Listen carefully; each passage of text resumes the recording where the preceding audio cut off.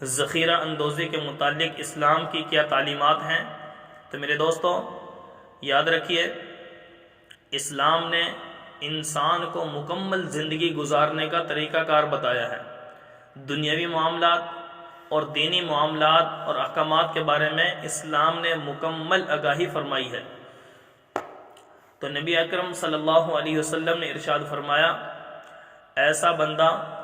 جو ذخیرہ اندوزی کرتا ہے، احتکار کرتا ہے، فرمایا کہ وہ گناہگار ہے۔ ذخیرہ اندوزی اس سے مراد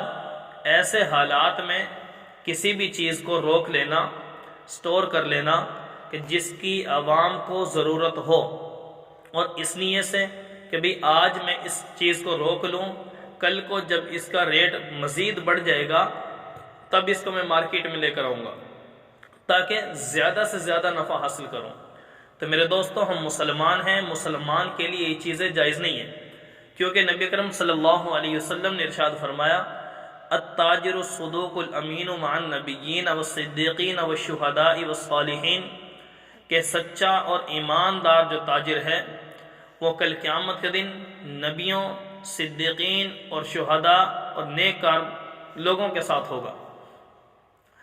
تو نبی اکرم صلی اللہ علیہ وسلم نے جو ارشاد فرمایا کہ ایماندار تاجر، سچا تاجر جو خیر خواہی کرتا ہے، اپنی تجارت کو فرض کفایہ سمجھ کر اور خدمت خلق سمجھ کر اگر کر رہا ہے، مناسب نفع لے کر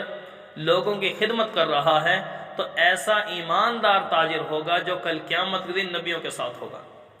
لیکن آج یہ چیز ہمارے معاشرے سے بالکل ختم ہو چکی ہے، یہ احساس بالکل ختم ہو چکا، جبکہ یہ احساس مسلمان کا مسلمان کو لازمی طور پہ ہونا چاہیے تھا۔ نبی اکرم صلی اللہ علیہ وسلم نے صحابہ کو جو ترغیب دی، صحابہ اس کے مطابق اپنے معاملات اور معاشرت ان چیزوں کو طے کرتے ہوئے دنیا سے چلے گئے، اور ہمیں سبق دے گئے کہ آنے والی امت مسلمہ تم نے بھی لین دین کے معاملات کرنے ہیں، کاروبار کرنا ہے، تجارت کرنی ہے، تو ہمارے بتائے ہوئے طریقے کے مطابق جیسے ہم عمل کر کر جا رہے ہیں اس طرح تم نے بھی عمل کرنا ہے۔ تو میرے دوستو، آج مسلمان یہ کام تو کر رہا ہے، لیکن کسی بھی چیز کو جمع کر لینا، سٹور کر لینا، روک لینا کہ میں اس پر زیادہ نفع کماؤں گا بعد میں، تو میرے دوستو اسلام اس کی اجازت نہیں دیتا۔ حرام کام کو تو ہر کوئی حرام سمجھتا ہے، ناجائز کام کو ہر کوئی ناجائز سمجھتا ہے، لیکن ذخیرہ اندوزی، چیز کو روک لینا، اس چیز کو گناہ کوئی بھی نہیں سمجھتا، بلکہ وہ یہ سمجھتے ہیں تجارت کا لیبل لگا کر کہ بھی ہم تو حلال کاروبار کر رہے ہیں، تجارت کر رہے ہیں، اپنے رزق حلال کما رہے ہیں۔ تو میرے دوستو، ایسی تجارت یہ اسلام نے اس کی اجازت نہیں دی۔ وہ تجارت تو کر رہے ہیں ظاہراً، لیکن حقیقت میں وہ گناہ گار ہو رہے ہیں۔ نبی اکرم صلی اللہ علیہ وسلم نے فرمایا، الجالب مرزوق والمحتکر ملعون، کہ ایسا بندہ جو مارکیٹ کے اندر چیز کو لا رہا ہے، وقت پر عوام کے سامنے پیش کر رہا ہے، اس کو اللہ رزق دیتے ہیں، اور والمحتکر ملعون، اور جو بندہ ایسے وقت میں جب عوام کو ایک چیز کی ضرورت ہے اس وقت اس چیز کو چھپا رہا ہے، سٹور کر رہا ہے، اور قیمتوں کے بڑھنے کا اندازہ اور انتظار کر رہا ہے، تو فرمایا کہ ایسا انسان ملعون ہے، اس پر اللہ کی لعنت ہے۔ تو میرے دوستو، آج کسی مسلمان کے منہ سے، عوام کے منہ سے لقمے کو کھینچ لینا، نوالے کو کھینچ لینا، یہ اس سے بڑا ظلم اور کیا ہوگا، اس سے بڑا گناہ اور کیا ہوگا۔ ہم اس کام کو تو حرام سمجھتے ہیں، کسی کو دھوکہ دینا، جھوٹ بولنا، کسی کے ساتھ فراڈ کرنا، ان چیزوں کو ہم سمجھتے ہیں گناہ، لیکن اس سے بڑا گناہ یہ ہے کہ جن تاجروں کے پاس آج مال ہے،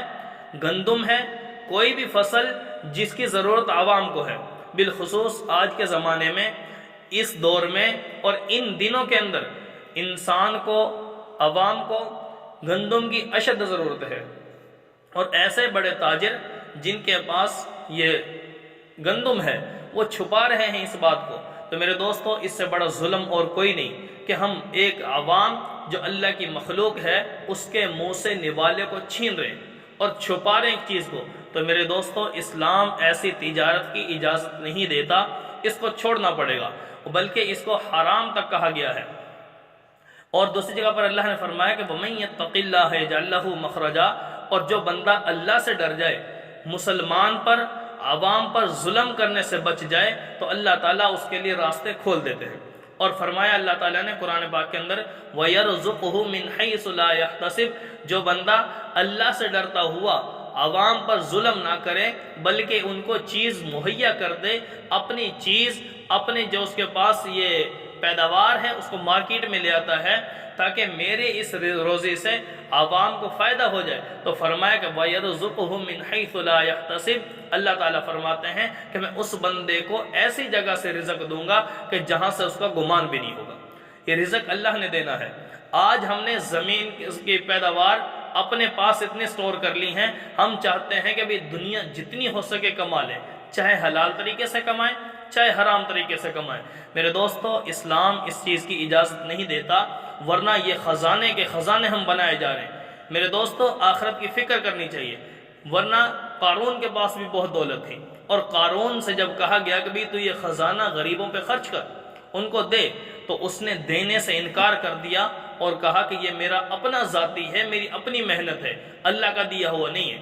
آج ہم بھی بزبان حال یہ بات ظاہر کر رہے ہوتے ہیں کہ جیسے قارون کے پاس دولت تھی، آج ہم بھی اس دولت کو اپنے پاس سمیٹ کر بیٹھ گئے ہیں کہ بھئی یہ تو ہماری اپنی محنت ہے، ہمارا اپنا مال ہے۔ اگرچہ زبان سے ہم یہ نہیں کہہ رہے کہ اللہ کا نہیں دیا اللہ نے، لیکن بزبان حال ہم یہ پیش کر رہے ہیں عوام کے سامنے تاثر کہ بھئی یہ تو میری ذاتی چیز ہے، کون ہے جو اس کی طرف دیکھے، کون ہے جو اس کی طرف مطالبہ کرے، کون ہے جو میری چیز کے اوپر نظر رکھے۔ میرے دوستو اسلام ایسی تجارت، ایسے معاملات کی اجازت نہیں دیتا، یہ سراسر ظلم ہے، ناجائز ہے اور حرام ہے۔ ایسے اوقات میں اب دیکھیں کتنا نفع،